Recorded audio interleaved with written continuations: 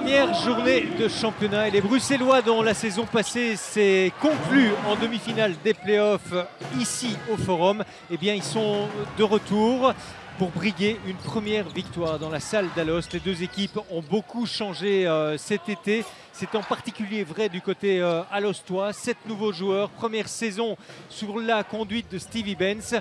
Et ben forcément, et c'est en tout cas logique, il y a eu un manque d'automatisme, un manque de liant collectif. Le MVP de la saison passée, John Toffee, est toujours bel et bien présent à Alost, mais il est un peu diminué aujourd'hui. Il ne s'est pas suffisamment exprimé avant la pause. C'est tout l'inverse du côté bruxellois.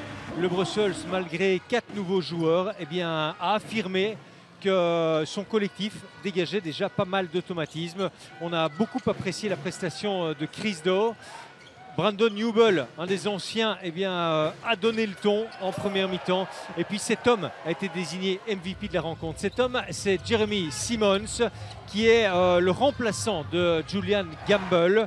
On attend beaucoup de lui puisque Gamble était le pivot dominant des Bruxellois. Simmons, il a répondu présent. Le Brussels a fait la différence en première mi-temps. Le score était éloquent, 25-39 après la première mi-temps. 39 points marqués, mais surtout 25 à peine encaissés. Pour une équipe dont la défense doit être la nouvelle identité, eh bien, c'était assez impressionnant. Il y a eu trop de nervosité chez les Okapi.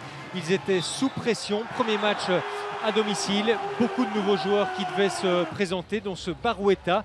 Ce qu'on a apprécié du côté alostois, c'est la réaction proposée dans le troisième quart-temps. Elle est venue de Bill Amis, notamment, l'un des nouveaux. Elle est venue de Junio Baroueta. On n'a pas encore beaucoup vu le nouveau meneur, Max Landis. Mais les Okapi se sont révoltés à tel point, même si ici c'est un super alley-oop qu'on suit avec Chris Doe, superbe dunk, pardon.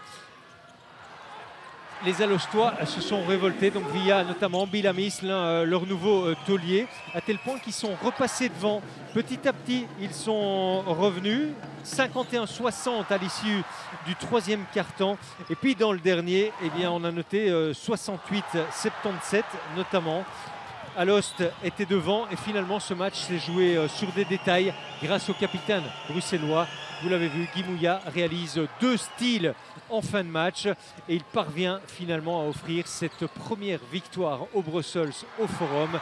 74-76, les deux coachs s'accordent pour reconnaître que cette victoire est méritée.